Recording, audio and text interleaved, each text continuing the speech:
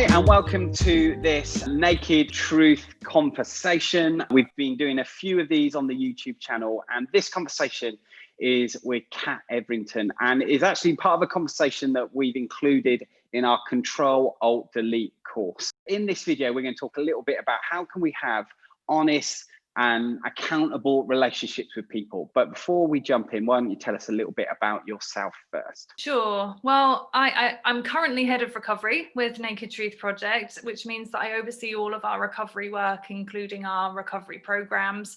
And what brought me to that work is my own experience of addiction and recovery, and also of problematic porn use in my marriage. And so I have this kind of interesting mashup of personal experience and professional training that contributes to the work that we do. So I've been in recovery for the last 13 years from a chronic addiction to heroin, which happened between the ages of 16 and 26. And as part of my journey, there were some pretty horrific consequences in my own life that kind of eventually led me to a place of pursuing recovery, which wasn't an easy journey and took a few tries at kind of getting there. And yet 13 years on, kind of pretty much recovered, if that, I mean, that's a controversial conversation in itself, but feeling very much recovered from that and using my experience to help others. And the kind of subject for this particular video is this whole idea of how do we talk to others and how do we kind of ask others for help. In one of the other videos, we talk about a 12-step kind of mantra, which is rigorous honesty is the first step to recovery. I know you've had experience of 12-step movement. I mean, in your own journey of recovery, how did kind of honesty with others, how did asking help from others, how did that make a difference for you? Yeah, asking for help is a really difficult thing to do, first of all. And so, I have to give credit to people who kind of get there, really. And often I talk about the gift of desperation. That's how I got there, is that eventually the pain of staying the same became greater than the possibility of the pain of change. When it feels like whatever happens, I can't stay here, is when we tend to take a step out and ask for help. But it's really hard. And one of the magical things about the 12-step movement, or any group, including our recovery groups, is that when you reach out for help, you're reaching out to someone who gets it. They sometimes describe it as being a bit like being pulled into a lifeboat. The only reason that the people are there to help is because they've swum in the waters of addiction themselves. And so that makes it a little bit easier. But honesty, rigorous honesty, is a really difficult concept for a person who has deliberately kind of lived their life in a dishonest way. We use dishonesty to protect our addiction, sometimes to protect ourselves. Sometimes we think we're using it to protect loved ones. And so bringing down those protections and getting really real about what's going on with you can be really difficult.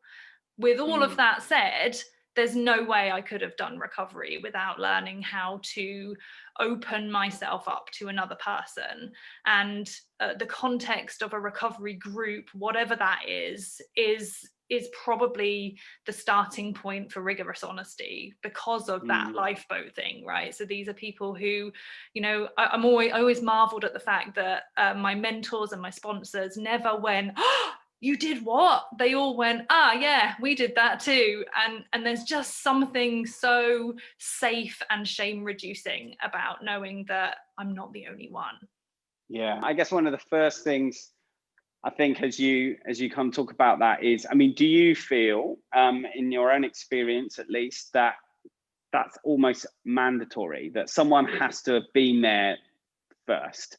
And thinking of maybe some of the people watching this, they, I guess if you go to a 12-step group or you join one of our recovery groups, something that those people are there, but maybe someone that feels too much for someone. Maybe they're just thinking, I just want to tell somebody, but I don't know who I'm going to tell. How do they choose somebody? And maybe it's not going to be a group, maybe it's going to be an individual. And should they be looking for someone they think might have struggled with porn in the past, or do they need, how do you, and what, how do they know, and all that kind of stuff? How important do you think it is, or is that why groups are so helpful? Because you do know?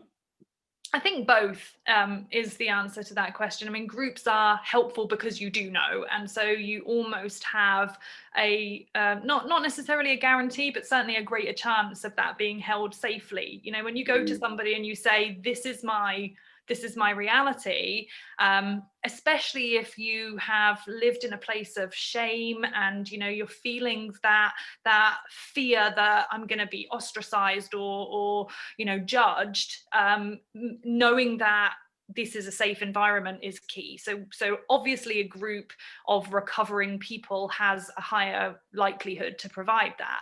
But I wouldn't therefore rule out the whole of the rest of the world. You know, there are other really super safe, empathetic, wonderful potential people you could share your journey with. But I think for me, the principle would be that it would be somebody safe who is, you know, at least able to hold their, I mean, I wouldn't say that anybody is non-judgmental, but what we're looking for is somebody who can hold back their own judgments and can kind of meet you in the space that you're in. And even as I say that, Ian, you know, safety is not a black and white concept, you know, so no person is 100% safe. So there's always an element of risk involved with sharing your story, but you're asking, is this person likely to be safe enough? And so, you know, sometimes we sort of invite people to think through, who do you know in your network that's been safe in the past? Who have you been able to have a really empathetic, non-judgmental conversation with in the past? Versus who are the people you know who have told your secrets to somebody else? So you're kind of looking out and assessing the risk of who's in my world and who might be the most safe person to talk to.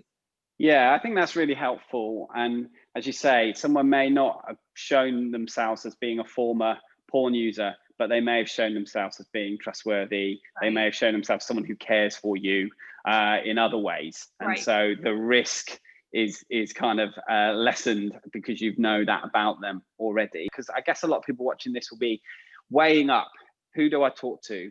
And I'm going to go and approach someone, and maybe I'm going to ask them to start to hold me accountable. What kind of questions do I want that person to be asking? And what sort of things would actually do I want to make sure we avoid in those conversations, you know, that could actually become toxic to my recovery rather than helpful to my recovery? Right. I think one of the biggest challenges with accountability is assuming that the person that I'm asking for accountability knows what to ask.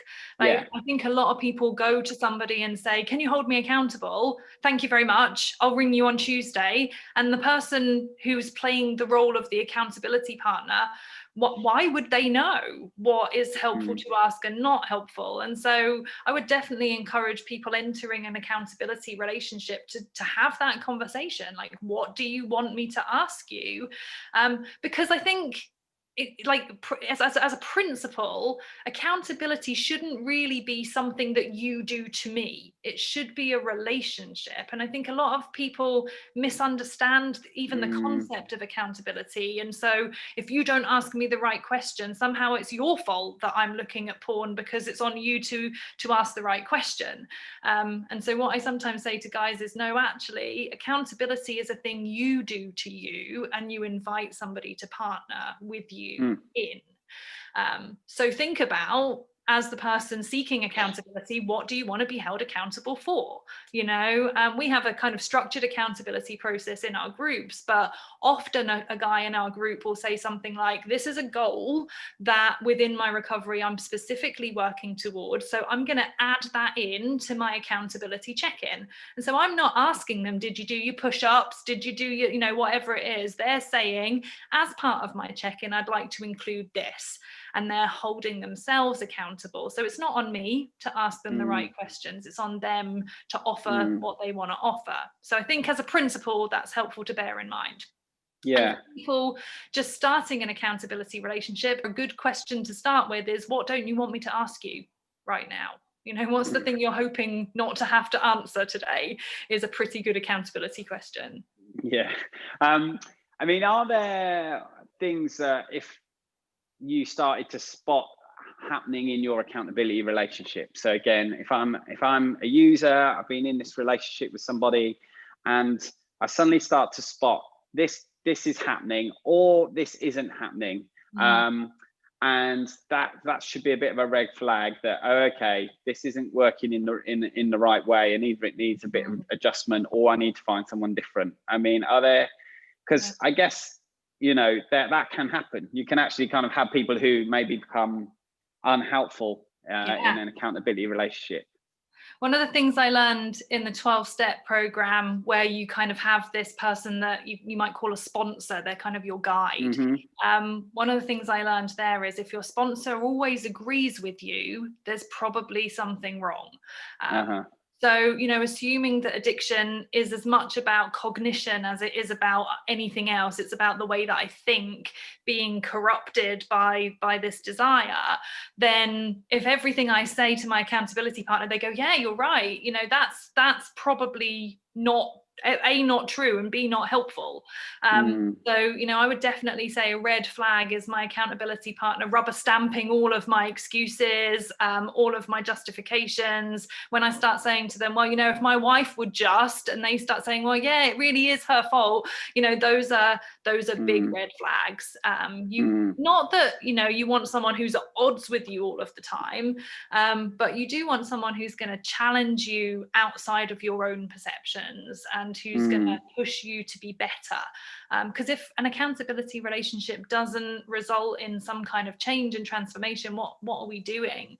So I would say those are some red flags: blame, justification, and you know, the truth is, sometimes we find out, you know, you said, how do you choose someone who's, you know, had a porn problem themselves? Sometimes you find out that they've got a porn problem themselves when you ask them for accountability. And so that's where that red flag is going to show up, when they think what you're doing is okay. I once heard somebody say that a person who wants to really help a person in recovery has to take a good look at their own value system.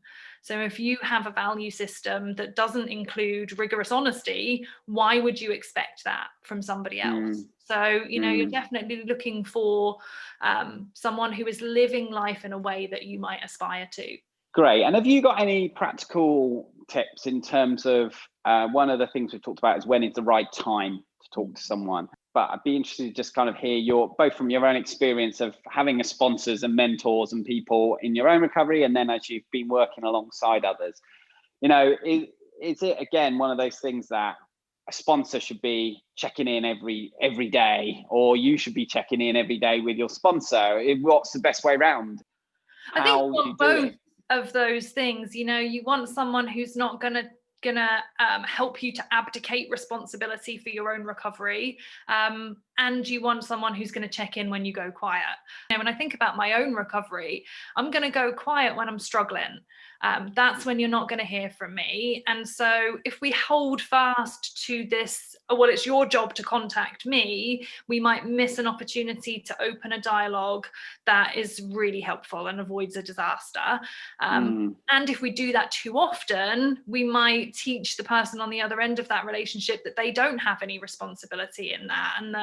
And I definitely see that. I'm like, you know, I have guys tell me, well, my accountability partner never calls me. And I'll say to them, so when was the last time you called them? Oh, that was 6 weeks ago. I'm like, well, you know, there's probably something you could do in there too. So I don't think it's a hard and fast, always one-sided thing. And I would probably err on the side of, you've asked somebody to help you to be accountable. It's your recovery, and it's important that you take ownership. I mean, do you think that it's helpful to have a set time?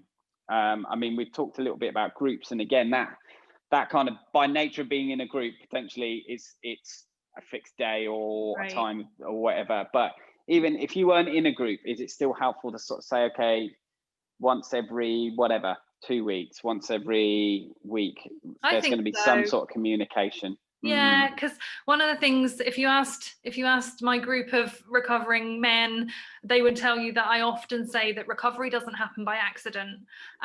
And so, you know, if you do what you always did, you get what you always got. And so we're deliberately trying to create new habits. And if your habitual behavior is to hide, to keep it to myself, then inevitably it's going to be harder to break out of that when you're in an addictive mindset. And I often say, you know, we're talking about sort of sobriety. The last thing that happens in a relapse is that you do the thing you're trying not to do. There's a whole process of kind of messed up thinking and permission giving thoughts and stuff that happens before that. And so, you know, if we can get in there, then so much the better, as I know that you've talked about in the course. And so, yeah, I would say the intentionality of building that relationship is important. And the other reason that that's important is it's really hard to pick up the phone when you're in trouble, like super hard. And so if you're not getting used to picking up the phone when you're not in trouble, and you're not building that habit when it's easier, it's that much harder to do when it's hard. And so I think there's a huge amount of value in saying, I'm just going to create a new habit of reaching out to others, even when I don't feel like I've got much to say, because what I'm trying to do is build a relationship with you that means that when the heat is on, I'm not afraid to pick up the phone.